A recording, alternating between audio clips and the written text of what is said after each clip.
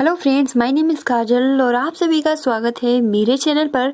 और आज के इस वीडियो में हम डिस्कस करने वाले हैं यूपीडीएलएड सेकंड सेमेस्टर सब्जेक्ट प्रारंभिक शिक्षा के नवीन प्रयास। जी हाँ फ्रेंड्स, जैसे कि आप सभी को पता है कि कल हमने ये टॉपिक डिस्कस किया था 1833 का आज्ञा पत्र, आकालैंड, ठीक है, ये सब कुछ हमने डिस्कस किया था। और आज का हमारा जो टॉपिक रहेगा वो रहेगा उड के आदेश पत्र के सुझाव व सिफारिशें क्या क्या थी, ठीक है, बहुत ही इंपॉर्टेंट है। तो चलिए फ्रेंड्स शुरू करते हैं। तो सबसे पहले आप यहाँ देख सकते हो कि उड का घोषणा पत्र जो है वो 100वें अनुच्छेदों का लंबा लेख पत्र है, जिसमें भारतीय शिक्षा के सभी पात्रों पर विचार किया गया है और उसके संबंध में विस्तृत एवं महत्वपूर्ण सिफारिशें की गई है। तो सबसे पहला पॉइंट तो यही क्लियर होता है कि जो आपका उड का घोषणा पत्र था ये किस आर्टिकल में था, तो ये आर्टिकल 100 में था और बहुत ही लंबा ये आर्टिकल है, ठीक है, और जिसमें महत्वपूर्ण सिफारिशें की गई है शिक्षा के संबंध में। तो चलिए फ्रेंड्स शुरू करते हैं और बहुत ही महत्वपूर्ण ये टॉपिक है।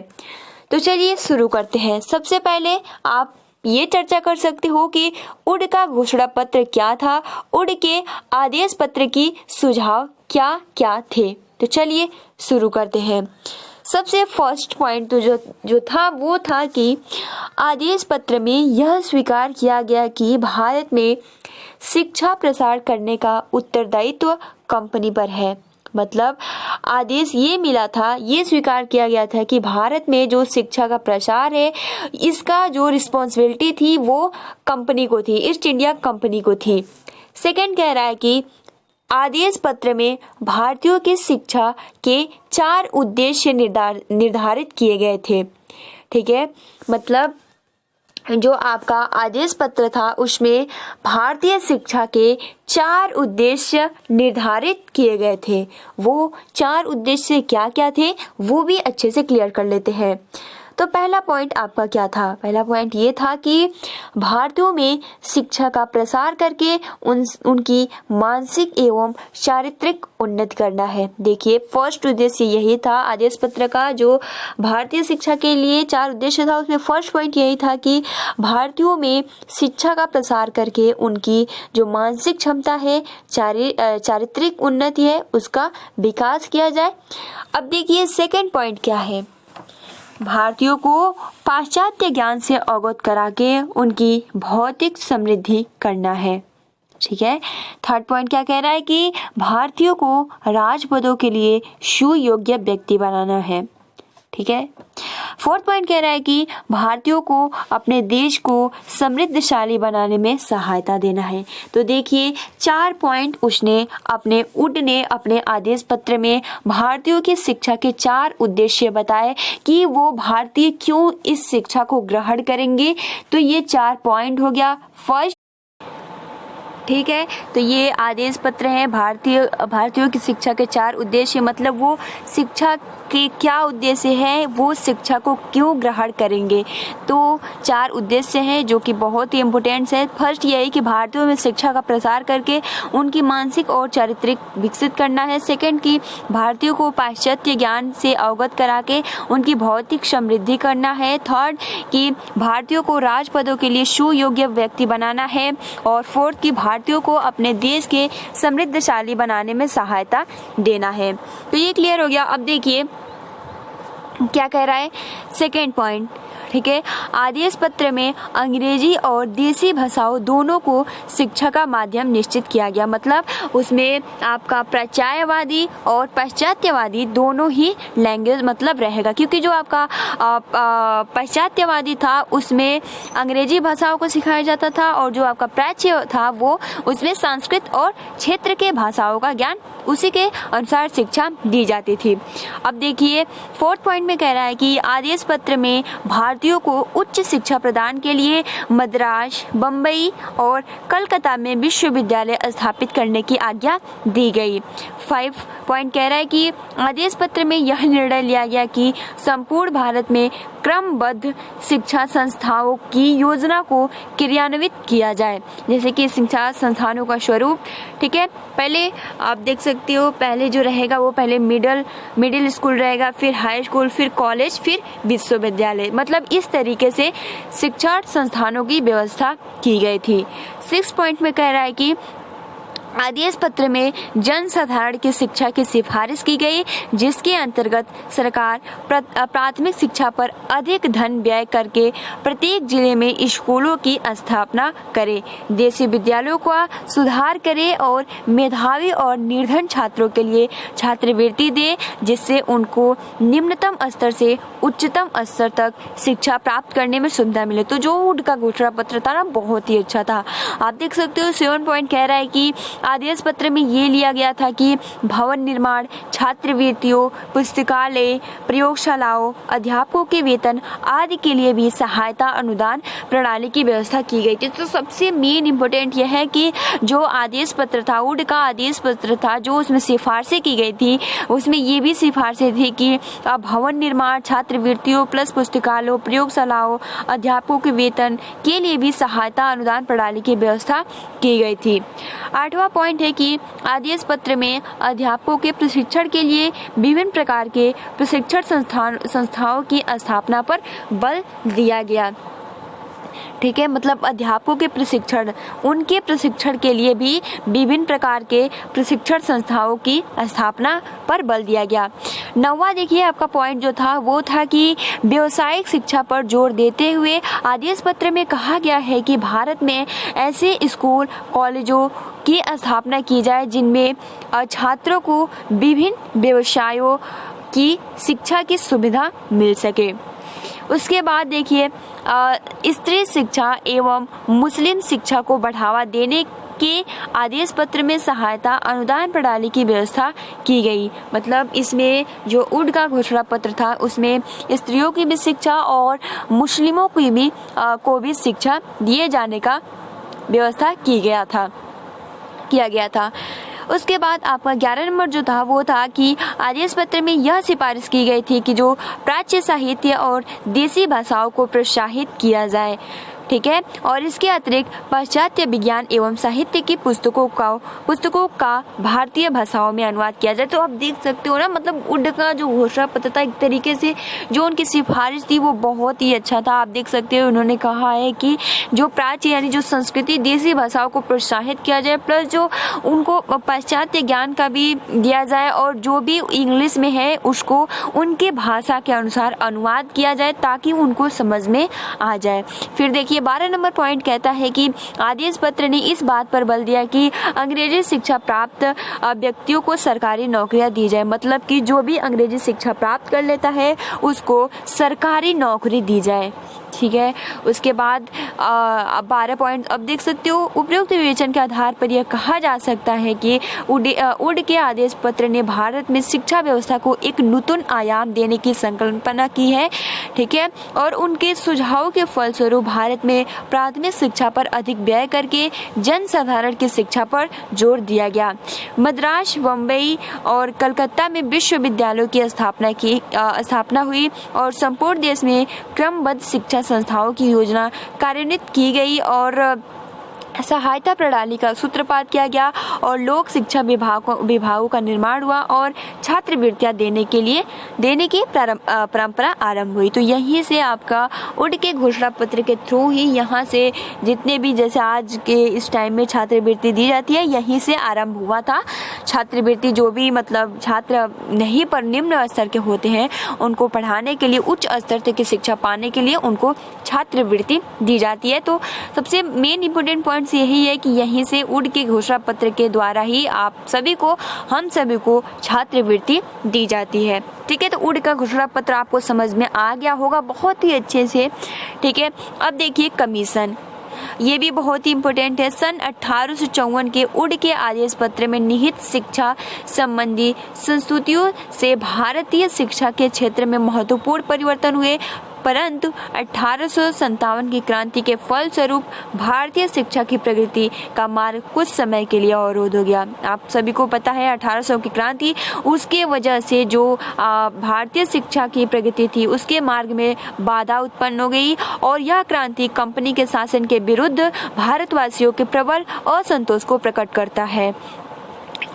और अतः सन 1858 में ब्रिटिश पार्लियामेंट ने कंपनी के शासन को समाप्त करके इंग्लैंड की रानी विक्टोरिया को भारत की सम्राज्ञी घोषित किया।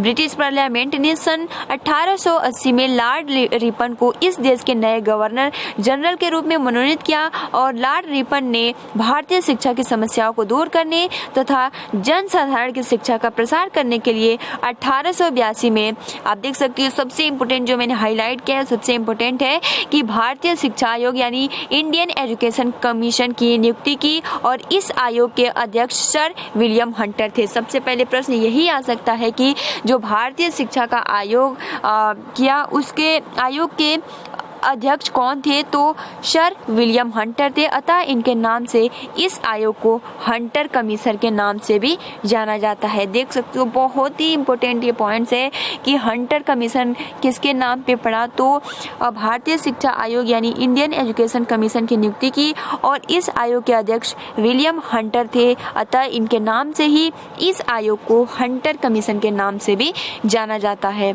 ठीक है, अब देखिए अब इसकी सिफारिशें क्या थी, ठीक है, आयोग के सुझाव व सिफारिशें क्या थी, तो बहुत ही अच्छे से ये भी डिस्कस करते हैं। तो आयोग ने भारतीय शिक्षा के अंगों और क्षेत्रों का गहन अध्ययन करके उसके बाद उनके संबंध में सुझाव और सिफारिशें प्रस्तुत की।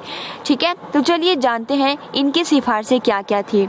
ठीक है, तो सबसे पहले तो जो इनका यही था फर्स्ट कि प्राथमिक शिक्षा का एकमात्र उद्देश्य जन साधारण में शिक्षा का विस्तार होना चाहिए।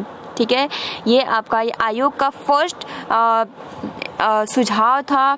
ठीक है, सिफारिशें थी कि जो प्राथमिक शिक्षा का एकमात्र पर्पज होना चाहिए वो जन साधारण जो सामान्य वर्ग के हैं उनके लिए शिक्षा का विस्तार होना चाहिए। और सेकेंड कि जो आदिवासी और पिछड़ी जातियों में प्राथमिक शिक्षा प्रसार के लिए ठोस कदम उठाने चाहिए। जो आदिवासी हैं, जो पिछड़ी जातियों में भी प्राथमिक शिक्षा का प्रसार के लिए ठोस कदम उठाने चाहिए।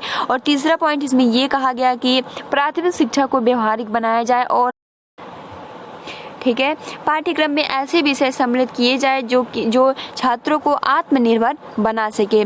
फोर्थ पॉइंट कहता है कि सरकार प्राथमिक विद्यालयों को पूर्ण संरक्षण प्रदान करे। और फिफ्थ पॉइंट में ये जितने भी ये सुझाव सिफारिशें हैं ये आयोग द्वारा किया जा रहा है। ठीक है, और प्राथमिक शिक्षा के प्रशासन और संचालन का पूर्ण उत्तरदायित्व तो सरकार को जिला परिषदों और नगर पालिकाओं आदि स्थानीय निकायों को सौंप देना चाहिए। फिर छठा आपका हो जाता है कि स्थानीय निकायों द्वारा अस्थायी और पृथक कोष का निर्माण किया जाना चाहिए और गांव और शहर के विद्यालयों के लिए अलग अलग कोषों का निर्माण किया जाए जिससे गांव में व्यय किए जाने वाले धन का उपयोग नगरों में न किया जाए। आयोग ने आदेश दिया कि वह धनराशि केवल मतलब अलग अलग जितने भी पैसे खर्च किए जाए, जैसे स्कूल का हो गया, कॉलेज का हो गया, विश्वविद्यालय का हो गया, उसके अलग अलग बजट बनाया जाए और उसी के अनुसार उस पर व्यय किया जाए। सतह आपका पॉइंट कहता है कि प्राथमिक शिक्षा के पाठ्यक्रम में पहले से समाविष्ट विषयों के अतिरिक्त अन्य उपयोगी विषयों जैसे कि चिकित्सा, विज्ञान, कृषि, बही खाता, क्षेत्र मिति, गणित आदि सम्मिलित किया जाना चाहिए और संपूर्ण देश में एक ही पाठ्यक्रम होना चाहिए। उसे स्थानीय आवश्यकताओं को ध्यान में रखकर निर्धारित किया जाना चाहिए। तो ये था आपका बहुत ही इम्पोर्टेंट, ठीक है, कमीशन की तरफ से ये जो लागू किया गया था सुझाव एंड सिफारिशें भारतीय शिक्षा आयोग के द्वारा। तो ये भी आपको याद हो गया होगा, बहुत इंपॉर्टेंट, इसने भी सिफारिशें की है। तो उसके बाद देख सकते हो कि प्राथमिक विद्यालयों की शिक्षण स्तर को ऊंचा उठाने के लिए आयोग ने अध्यापकों को प्रशिक्षण पर बल दिया और स्थान स्थान पर नॉर्मल स्कूल खोलने की सिफारिश की और प्रशिक्षण विद्यालयों की स्थापना ऐसे स्थान पर की जाए जहां अधिक से अधिक प्राथमिक विद्यालय हो और कम से कम एक नॉर्मल स्कूल एक प्रांतीय निरीक्षक क्षेत्र में आ जाए। तो अभी इस टाइम आप देख सकते हो हर एक गाँव में प्राथमिक स्कूल जरूर होता है। ठीक है, उसके बाद आप देख सकते हो प्रत्येक निरीक्षक का कर्तव्य है कि वह नॉर्मल स्कूलों की सफलता के लिए अपने अधीन प्रशिक्षण विद्यालयों में रुचि ले और छात्र अध्यापकों में शिक्षण के प्रति प्रेरणा उत्पन्न करे और प्राथमिक विद्यालयों पर व्यय करने के लिए जो धनराशि निश्चित की जाए उस पर प्राथमिक विद्यालयों को पूर्ण अधिकार रहे। तो स्वतंत्रता के उपरांत देश की आर्थिक एवं सामाजिक प्रगति में शिक्षा के महत्वपूर्ण स्थान को स्वीकार किया गया और शिक्षा द्वारा ही लोकतंत्रीय समाज का निर्माण किया जा सकता है और शिक्षा ही राष्ट्रीय पारदर्शिता को संभव बना सकती है। इन सब बातों पर ध्यान में रखकर अब यह अनिवार्य समझा जाने लगा कि शिक्षा के संपूर्ण क्षेत्र की जांच की जाए, जिसके फलस्वरूप कम से कम समय में एक संतुलित एवं सुसंगठित राष्ट्रीय शिक्षा प्रणाली का विकास किया जा सके। ठीक है, जो राष्ट्रीय जीवन के सभी क्षेत्रों में महत्वपूर्ण योगदान दे सके। तो अब देख सकते हो कि शिक्षा का इतना इम्पोर्टेंस देते हुए बोला गया है कि इसको कम से कम समय के लिए एक संतुलित और सुसंगठित जो प्रणाली बनाया गया राष्ट्रीय शिक्षा प्रणाली का विकास किया जा सके, जो राष्ट्रीय जीवन के सभी क्षेत्रों में महत्वपूर्ण योगदान दे सके। ठीक है, अब देखिए यहाँ कह रहा है कि स्वतंत्रता प्राप्ति के समय से ही भारत ने राष्ट्रीय विकास के नए युग में प्रयोग किया। इस युग के ये सब कुछ छोड़ते हैं। ठीक है, जो मेन पॉइंट है उस पर हम चर्चा करेंगे। अब देखिए यहाँ से ये कि भारत सरकार ने 14 जुलाई सन 1964 के प्रस्ताव में विश्वविद्यालय अनुदान आयोग के अध्यक्ष प्रोफेसर DS कोठारी की अध्यक्षता में शिक्षा आयोग की नियुक्ति की घोषणा की। बहुत इंपॉर्टेंट लाइन है कि भारत सरकार ने 14 जुलाई सन 1964 के प्रस्ताव में विश्वविद्यालय अनुदान आयोग के अध्यक्ष प्रोफेसर DS कोठारी की अध्यक्षता में शिक्षा आयोग की नियुक्ति की घोषणा की। प्रोफेसर कोठारी के नाम से इस आयोग की कोठारी कमीशन भी कहा जाता है। आयोग में कुल 17 सदस्य थे, जिसमें 6 अन्य देशों के शिक्षा विशेषज्ञ थे, और आयोग ने अपने प्रतिवेदन में शिक्षा के विभिन्न पक्षों पर सघन प्रकाश डाला और राष्ट्रीय उत्थान में शिक्षा को एक महत्वपूर्ण स्थान के रूप में विकसित करने की दृष्टि से अनेक महत्वपूर्ण सुझाव दिए। ठीक है, अब यहाँ से आपका कोठारी आयोग शुरू हो जाता है। तो आज के लिए इतना ही गाइस, क्योंकि वीडियो लंबी हो रही है। ठीक है, कोठारी आयोग में अपडेट भी याद कर लीजिए कि भारत सरकार ने 14 जुलाई सन 1964 के प्रस्ताव में विश्वविद्यालय अनुदान आयोग के प्रोफेसर DS कोठारी को अध्यक्षता में शिक्षा आयोग की नियुक्ति की घोषणा की। ठीक है, उनकी अध्यक्षता में शिक्षा आयोग की नियुक्ति की है, और इसीलिए इसे कोठारी कमीशन भी कहा जाता है, जिसमें कुल 17 सदस्य थे और 6 अन्य देशों के विशेषज्ञ भी थे। ठीक है, अब देखिए हम कल की वीडियो में डिस्कस करेंगे कोठारी आयोग से कुछ इंपॉर्टेंट पॉइंट्स, जो कि एग्जाम के पॉइंट ऑफ व्यू से बहुत ही इंपॉर्टेंट है। तो गाइज आज के लिए इतना ही। आप अपना अच्छे से प्रिपरेशन करते रहिए। तब तक के लिए thanks for watching, take care and best of luck.